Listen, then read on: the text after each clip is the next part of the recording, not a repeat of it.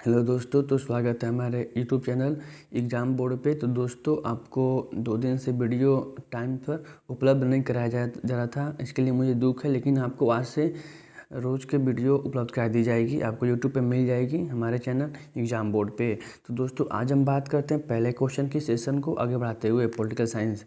बात करते हैं गोवा भारत संघ का राज्य कब बना। तो गोवा भारत संघ का राज्य 1987 में बना। गोवा 1987 से पहले पुर्तगालियों के अधीन था। पुर्तगाली भी क्वेश्चन बनता है। गोवा किस शासन के औपनिवेशिक शासन के अधीन था? तो पुर्तगालियों के अधीन था।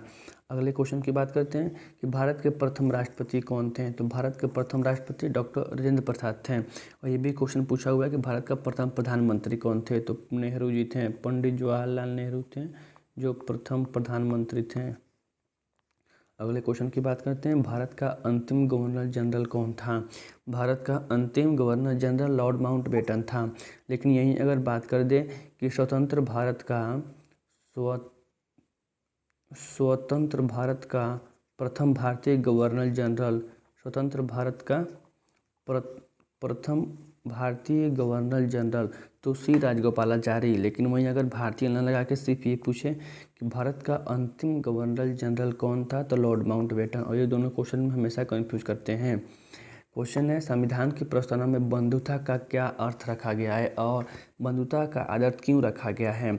बंधुता का क्या अर्थ है? हमारे देश में राष्ट्रीय एकता हेतु संविधान की प्रस्तावना में बंधुता का आदर्श रखा गया है।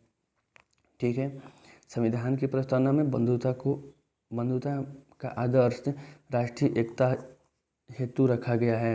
अगले क्वेश्चन की बात करते हैं, राज्य पुनर्गठन अधिनियम के अनुसार भारत में किस आधार पर राज्यों की रचना की गई। राज्य पुनर्गठन अधिनियम के अनुसार भारत में किस आधार पर, आधार की बात कर रहा है। जैसे यहाँ अगर बात करें संविधान का निर्माण किस आधार पर किया गया, तो जनसंख्या के आधार पर किया गया। ठीक है, संविधान सभा का आयोजन जनसंख्या के आधार पर किया गया। तो वहीं यहाँ इसकी बात करते हैं कि राज्य पुनर्गठन अधिनियम के अनुसार भारत में किस आधार पर राज्यों की रचना की गई।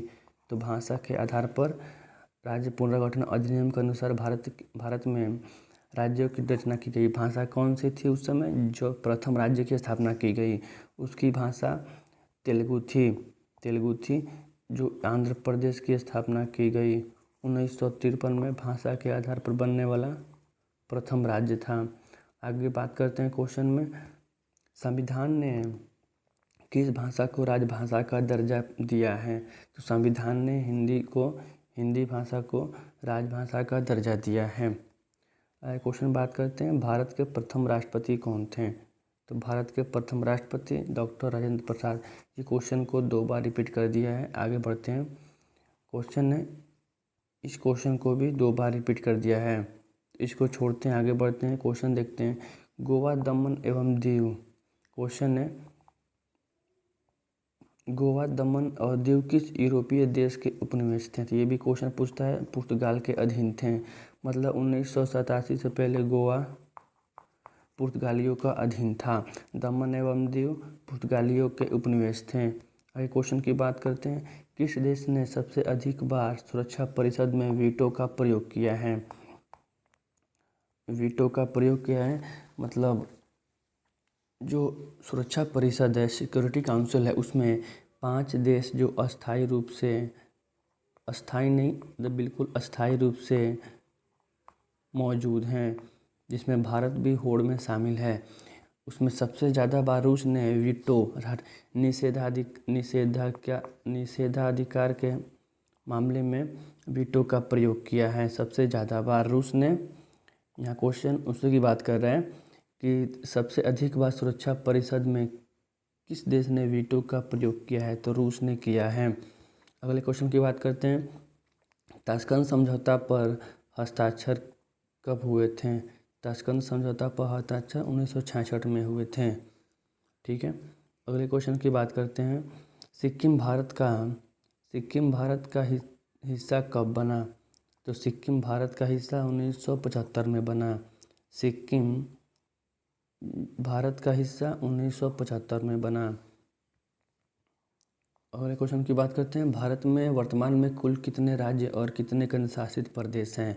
अगर वर्तमान की बात करें तो 28 राज्य हैं और दमन एवं दीव को मिलाकर एक कर दिया गया है, तो इसे 8 केंद्र शासित प्रदेश अभी वर्तमान में मौजूद हैं। और ये क्वेश्चन एग्जाम की दृष्टि से बहुत ही इम्पोर्टेंट है। अगले क्वेश्चन की बात करते हैं। असम का भाग काटकर कौन सा राज्य बनाया गया? असम का भाग काटकर नागालैंड राज्य की स्थापना की गई। असम की राजधानी दिसपुर है। असम को काटकर नागालैंड राज्य का स्थापना की गई।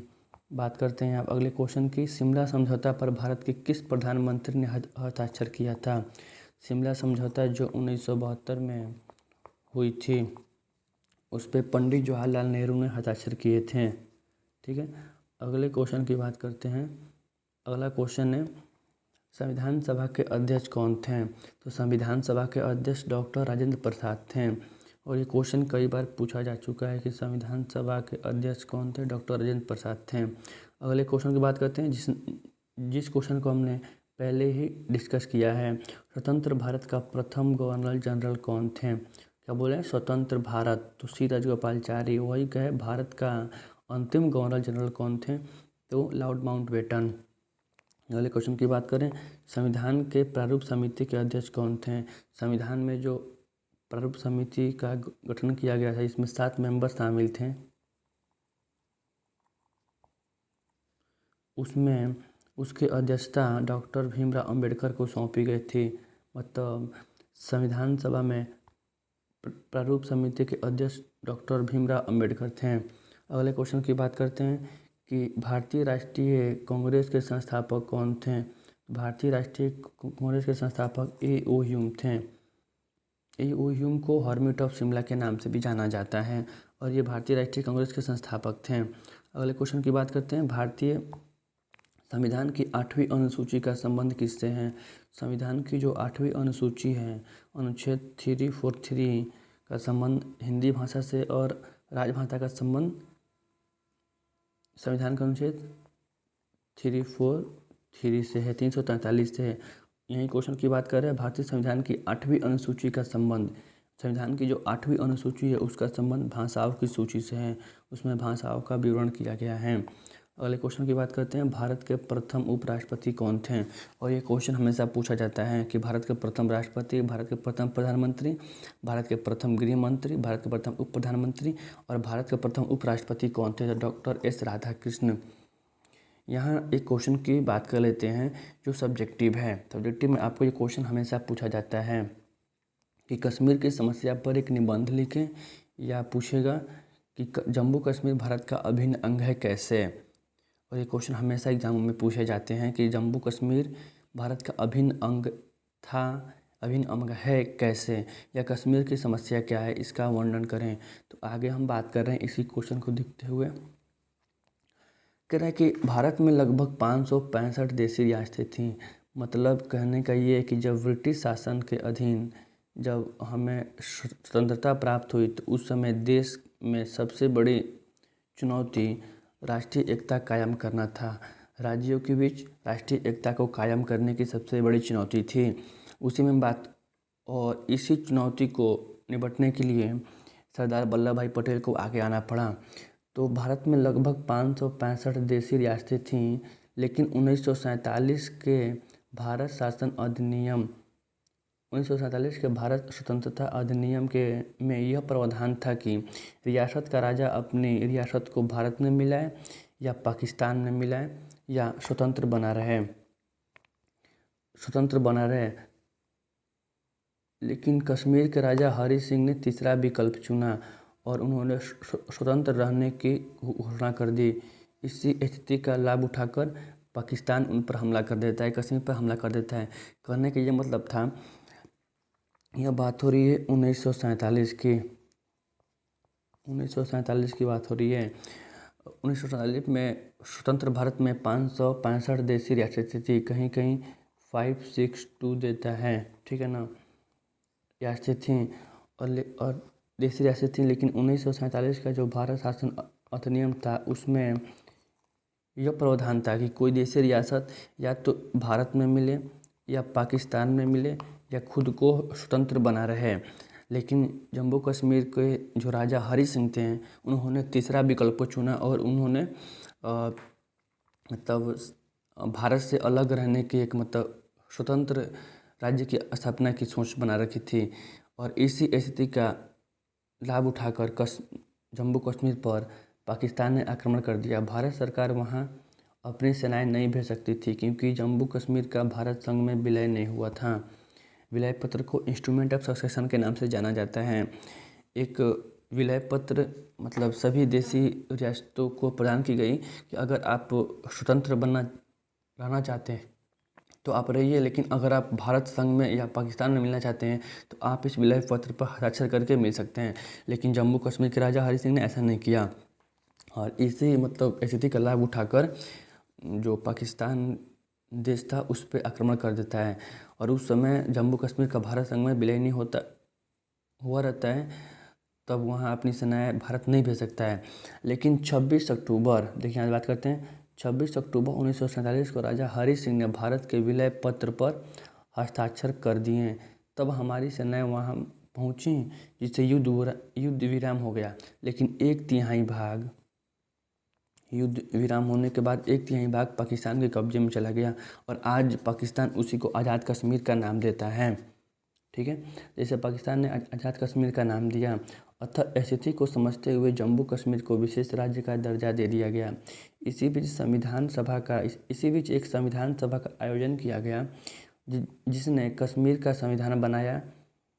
इसकी प्रस्तावना में जम्मू कश्मीर को भारत का अभिन्न अंग कहा गया है और यह संविधान 26 जनवरी 1957 को लागू हो गया। मतलब ये क्वेश्चन हमेशा एग्जाम में नहीं, ऊपर के एग्जामों में पूछा जाता है कि जम्मू कश्मीर का संविधान कब लागू हुआ, तो जम्मू कश्मीर का संविधान 1957 में लागू हुआ। ठीक है, यहाँ कहने का मतलब ये था कि कश्मीर की समस्या क्या थी। तो हम आसान सी भाषा में समझते हैं कि मतलब जब भारत को स्वतंत्रता प्रदान हुई तो उस समय ब्रिटिश शासन के अधीन 565 देशी रियासतें थीं और 565 देशी रियासतों को यह कहा गया कि या तो आप भारत स्वतंत्रता अधिनियम 1947 के तहत या तो आप भारत में मिले, पाकिस्तान में मिले या खुद को स्वतंत्र बनाए रखें। लेकिन जम्मू कश्मीर के राजा ने तीसरा विकल्प चुना, उन्होंने खुद को स्वतंत्र बनाए रखने की घोषणा की। इसी स्थिति का लाभ उठाकर पाकिस्तान उस पर आक्रमण कर देता है और आक्रमण करके उसके 1/3 भाग को कब्जा कर लेता है, जिसे आज भी आज़ाद कश्मीर का नाम दिया जाता है। और जब वहाँ के राजा हरि सिंह ने भारत के विलय पत्र पर हस्ताक्षर कर देते हैं, तब भारत की जो सेना वहाँ पहुँचती है तो पाकिस्तानी सेना को खदेड़ के वहाँ अपनी स्थिति कायम करती है। और उस समय स्थिति को देखते हुए भारत जम्मू कश्मीर को विशेष राज्य का दर्जा दे देता है। ठीक है, तो आज हम इसी क्वेश्चन पे बात करके समाप्त करते हैं सेशन को और कल अगले सेशन की बात करेंगे जिसमें एक ही वीडियो में सारे क्वेश्चन कवर कर लिए जाएंगे। जय हिंद।